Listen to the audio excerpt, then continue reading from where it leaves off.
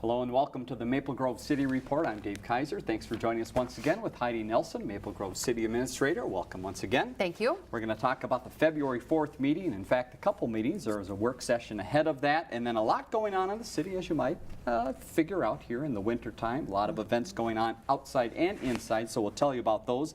Let's start with the meeting before the meeting, and this was a plan or a time to talk about the comp plan and also to talk about the master plan for 105th. First, the comp plan. We've talked a lot about this over the last year. Where is it now? What point is the city looking at this point? Yeah, we're really towards the end of the process and wrapping things up. We're hoping to bring everything kind of wrapped up together to the March 4th meeting for council to approve that, to send it back to Met Council. But we had a few items we needed to talk about before we finalized our document to send it off. And a couple things around the housing. We did a bit further analysis of the housing data in terms of where our housing needs really are. Wanted to share that back with the council, as well as the Met Council encourages us to identify tools that we might use to address housing needs in the community, generally financial tools or partnering type things with the development community. So we needed to do a little bit more work around that. So we shared that information with the council, got some feedback from them about that. They'll see that come back on March 4th. In addition, we had a couple of property owners that had submitted comments about some land use changes on their properties, and so once we get those comments, we review those comments from a planning perspective, and then provided that information back to the council for their consideration. So those things will get wrapped into that March 4th approval as well. I know at the end of this process there's the sharing from one city to the other. Anything that other cities around you shared with you or you shared with them that was surprising or of note? You know, I think the biggest issues become transportation and trails, kind of how we connect to one another, I guess, in general. You know, not too many issues around conflicting land uses, butting up to one another, anything like that. I think most of those issues have kind of been worked out over the years, but I think it really comes down to, you know, how are our surrounding communities planning for transportation improvement to handle, you know, the development that's occurring in their communities, and then how are we connecting, you know, our amenities and whatnot. A lot of discussion with Plymouth about our connections, you know, to the south, that kind of a thing. So I think those are kind of the areas that end up being the focus with our neighboring communities. And then good information to work on as things march along. Let's talk about one of those connecting areas, this to the north, the 105th master plan. What is the latest? What was talked about on the 4th? Yeah, so this is an area we've been working on some master planning. It's really north of the 610 corridor up to County Road 81, west to the 94 corridor, and then kind of over to almost to Fernbrook there, kind of that big rectangle area of land. So this is an area that we anticipate growth in, probably within the next, you know, could be real soon, to the next 10 years that we anticipate this area is going to go through probably some good development. So we wanted to get out ahead of that and do some master planning. There's some infrastructure needs up there. 105th needs to be improved to a full urban section, utilities extended through there, and then of course Holly Lane as it connects to the north up to Dayton. Much of the focus of the discussion was on that Holly Lane corridor. We have homes that are fronted on Holly Lane. Holly Lane is intended to be improved. It is a collector street in our system. It also will connect up north through Dayton and be pretty close to that New Brockton interchange or the Dayton Parkway interchange up there. So we anticipate that Holly will become a path that will carry some additional traffic. We know there's industrial development to our north in Dayton, and we know that the areas south of 105th and then west of Holly Lane, there's a piece of land between Holly Lane and the interstate that are zoned for kind of office and industrial type uses, that we're likely to see some development of those types of businesses in the coming years. So a lot to plan for there. Those properties that front on Holly Lane, we have one scenario in our master planning that realigns Holly Lane a bit. Three Rivers Park District is looking to plug a trail corridor through there along the Rush Creek as well, and we have some floodplain to contend with. And so one of the scenarios would have some of those homes being purchased and then that road being realigned.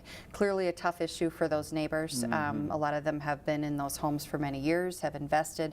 We certainly understand and respect that, and want to work with the neighbors to talk about, you know, kind of what their long-term plans are, and then how it relates to what we know is going to shift up there from a land use perspective. perspective. So more to come on this one. This was kind of a introductory to the council to say, do you want us to keep talking about this, or you know, that realignment piece, or is that kind of off the table? And I think we committed to have a follow-up meeting with those Holly Lane neighbors, and then also more of an open house type of meeting with the broader 105th area property owners. So more to come on that one, but kind of interesting work in terms of what the future of that area might look like. Yes, probably something that the city went through 30, 40, 50 years ago with other parts that are now almost redeveloping. So it just moves along the path. So that was the pre-meeting from the 4th. Now let's get to the regular council meeting of the 4th. It was about 2 hours in length. A few items from the consent agenda we want to touch on. A few relate to some new positions in the city. Tell us about those and why. Yeah, so this agenda included recruitment authorization for an associate planner. This is one of the components of our restructuring of our community and economic development functions. Kind of one of the last pieces is adding some staff in the planning area. So we're out to recruit for that. And then we also got authorization to hire another half-time passport clerk. This is a business unit that we added. It'll be a year ago in April, and we are very busy. There's more demand than we can serve. We have one full-time staff person dedicated to this today. Others kind of sub in here and there, but really we see the need for dedicated staff so that we can schedule more appointments to serve the public there. I think people have really enjoyed coming to the government center. I think we provide a really nice service to our residents in a nice venue, and we've gotten a lot of great feedback about that. So looking to augment that a little bit so that we have a little bit more capacity to serve the public from that facility. Very good. Yep. One item was pulled by the council from the consent agenda, and this is an update, something we've talked about before, and it is moving along as well. Age-friendly Maple Grove. Where is it now in its work through the city? Yeah, so this item on the agenda was providing some funding to allow them to continue to move forward with their work plan. The good piece about this is really a program that's done in partnership. The hospital is a funding partner. A couple other organizations in the city are funding partners, and so Silver Creek on Main is another one. So really great to have kind of that collaborative funding initiative going and supporting that work, and so they are going to be moving forward, and I think Councilmember Barnett pulled this just to sort of acknowledge the work of this group, and happy to see it continuing. Excellent. Yep. Let's move ahead to the public hearing. There was one public hearing at the meeting, and this is something that again happens on an annual basis. The CDBG block grant funds. Tell us about those funds and how they're going to be used this year. Yeah, so CDBG stands for Community Development Block Grant, and these are funds that flow down from the federal government to assist with programs and services. Housing is a big component of that for low-income individuals. And so historically the city has used its allocation to support our own housing programs through the Scattered Site program, and then we do some cooperative work with the West Hennepin Land Trust program, and so those program allocations continued through here. Not much change. We got a little bit more money this year through that allocation, but kind of the same approach to where that money is going to be used. Very good. Let's hop ahead to community development, and you might recognize a few of these issues. They've been talked about at past meetings. First was the GMR Storage, and this is an area that is close to the Plymouth border. Give us a little overview of the discussion of this property and what happened at the meeting on the 4th. Yeah, so this property is situated kind of right at the southwest corner of 494 and Bass Lake Road. Talk about 101 and Bass Lake so much.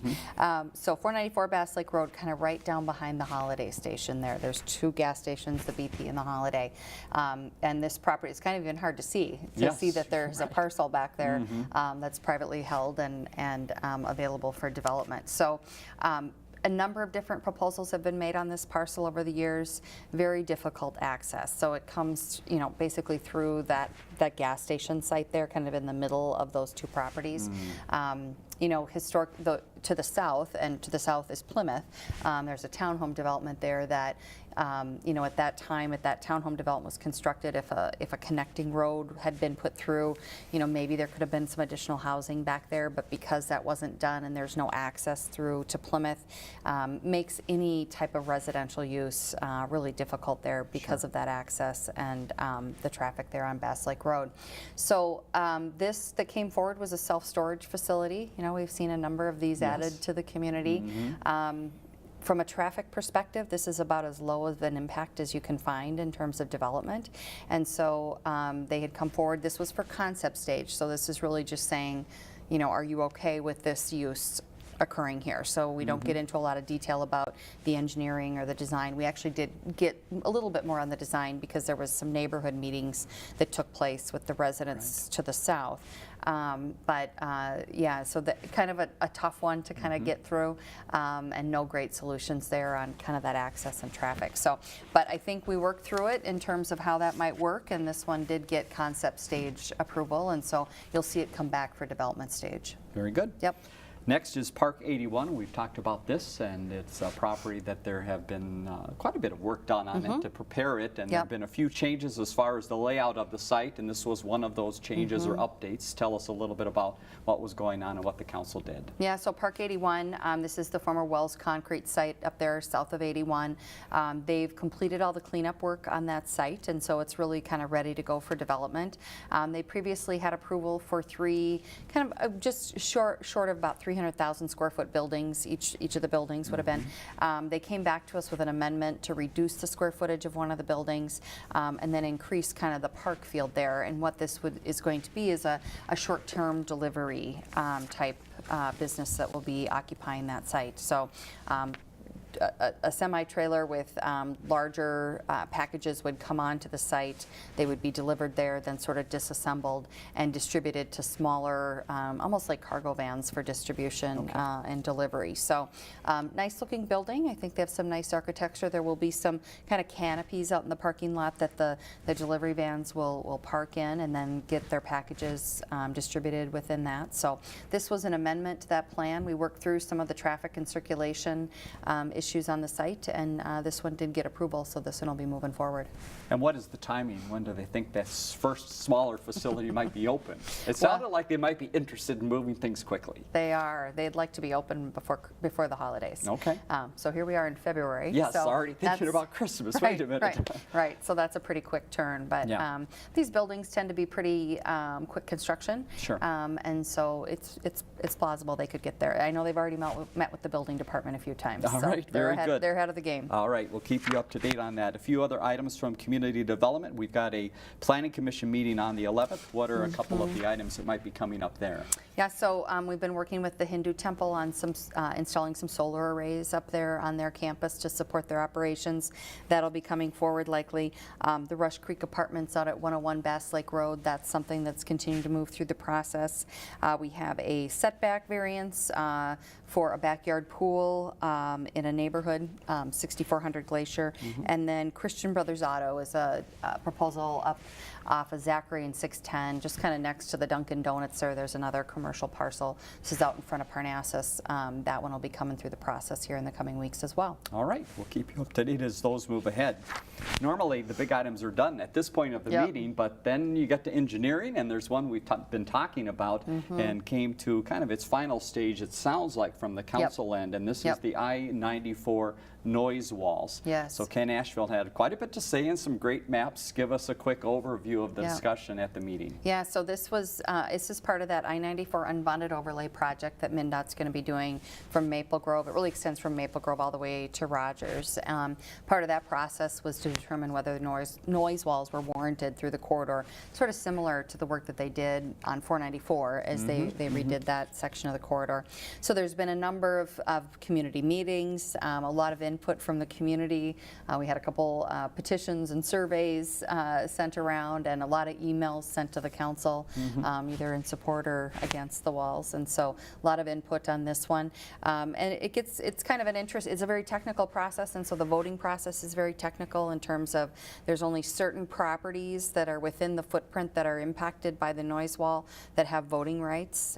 In some situations, the city had properties there, whether it was a trail. In one of the circumstances, we own a residential, we own Woodland Mounds, a senior housing facility there.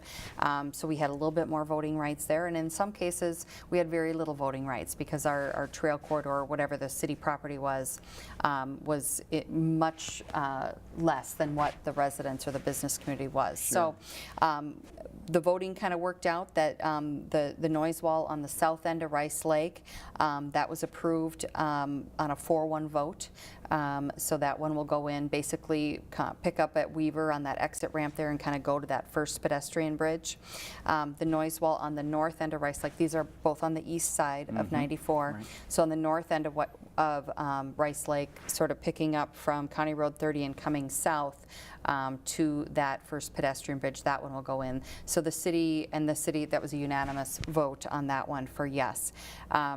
The other wall is south of Weaver Lake Road on the west side of 494, kind of extends from Weaver, and then it will kind of match up with another wall that, because it kind of leaves off there as you get to the Fish Lake split, so it'll match up down there. In that circumstance, the city abstained from that vote because the residents and the businesses had the majority of the vote, and the council felt like they wanted to let the businesses kind of carry, and the business and the residents carry that one. So this noise wall process now is kind of wrapped up. There will be information shared about the noise walls themselves at this upcoming meeting on February 7th. We'll note that a little bit later, but so this process of the city voting is kind of wrapped up. In terms of next steps for this project, on March 4th, the MnDOT will be in front of the council to review the layout for this project, which includes, kind of this noise wall piece, and then ask for municipal consent for the project. So coming here in March, we'll kind of be wrapped up and moving into that construction phase of this project over the summer. Very good. And we will mention the upcoming meeting that still relates to that project in another way in just a minute here. And there also, if you notice, was some cold weather, and we'll talk a little bit about how engineering had to deal with that in Public Works. Excuse me. Let's talk about one item you had. You've got a update coming related to real estate in the area, and it sounds like you and a couple others from our surrounding communities are going to be speaking. Yeah, so the Minnesota Real Estate Journal holds real estate events kind of monthly or at the Golden Valley Country Club, and this Friday they'll be hosting one on the West Suburban, they call it a West Suburban Development Summit, and so representation from Plymouth and from Maple Grove and Brooklyn Park will be there, and as part of a panel and talking about what's going on from a development perspective. So I'll be representing Maple Grove to talk about what's going on and where the opportunities are for the future and what we see coming. So always a good opportunity. Yes. They have over 300 attendees for this on Friday, and so lots of developers in the audience listening to what's going on. Wonderful. And, so it's always a great networking opportunity. Very good. And with that wrapped up the meeting from the 4th, but there were a few other items, and we've got some other notes of what's going on in the city. So let's get back to that cold weather. Yes. So we all survived. The city survived. Yes. How about from a plowing standpoint and from a water main standpoint, how did the city do? Yeah, so we didn't do too bad on the water main front. We had one water main, I think, break out in the streets. A lot of impacts in private businesses and homes. Yeah. You know, when it's 30 below, you find out where the insulation is missing, you know, and so that's unfortunate. And then interestingly enough, you know, so we have the deep freeze, and then, you know, Saturday when it warms up to 38 degrees is when everything unthaws, and then you find out what was frozen. So a lot of issues in some of our businesses and homes that were, you know, occurred throughout that week, and then particularly through the following weekend. So, but that's, you know, when it gets that cold, that's just kind of how things roll. We have been out, and then we followed that up with the ice storm, which has been really lovely. Right. I saw a video this morning of a guy, and it said he was here in Maple Grove, who was in his hockey skates shoveling his driveway. There, I believe it. Yeah, and I thought, well, that's pretty amazing. Yes. You know, and he said, this is the best ice I've skated on in a while. So that was really kind of fun to see. But it created quite a challenge for us. Yeah. We usually don't get out and salt all the residential streets, but we just had to. It was awful. And you know, it's not much better because it hasn't warmed up a whole lot, and now we've gotten snow on top of that. And now we're going to get more snow on top of that. I think the snow has given a little bit of traction. It seems like it's helped us pick up some of that on some of the main lines a little bit, some of that ice. And I think the challenge is, you know, once you get below a certain point and temperature point, the salt just doesn't work. Yep. And so you're just kind of stuck. I would caution folks, sidewalks in town are really icy, and so just really be careful. We know there's been a lot of folks that have fallen. You know, we've heard heard of those stories, and I think the hospital's been pretty busy as well as the urgent care. So Right. just really urge people to be cautious in the coming days as we move through this next passage of weather, and hopefully we'll get some warming temps here in the coming weeks to get rid of some of that ice. And a note as well to residents about parking cars and Yep. garbage cans. Yeah. So just keep them off the street, Yeah, right? yeah, we're out doing a lot of plowing. We've had the guys in and out a couple times a day for the last week here, and that's probably going to continue over the next 48 hours. So, yeah, get those garbage cans pulled back. Don't park on the street overnight. We typically come in midnight and then plow through the night. That's the best time. No, hopefully fewer cars on the roads, fewer Right. people out and about, no kids playing in the snowbank. And so that's the kind of prime time to get out and plow. And so we really ask for your cooperation in keeping those streets clear. Very good. All right, Yep. everybody hang in there. Yep. Back to I-94, let's talk about the next step now. Yep. And there is a meeting that's coming up. Give us a preview of that meeting. Yeah, so this meeting was actually supposed to take place the week, Right. the night that it was 30 Yes. below. So it got canceled, so it got moved to Thursday, February 7th. So this coming Thursday night, it's actually tomorrow night, from 6 to 8, and it'll be at the Government Center. So it's an open house format. It'll be information provided about the unbonded overlay project, as well as the noise walls that'll be going in as a result of the project. All right, very good information on the city's website if you want to find out more about that. Let's talk recycling. You've got some nice numbers from 2018. The Yeah. residents are doing well. Yeah, we had 84% participation in our recycling program this past year, which is wonderful. So 24,000 households participated, and about 6,200 tons of recyclables were collected. Fantastic. So Yep. great work for the residents.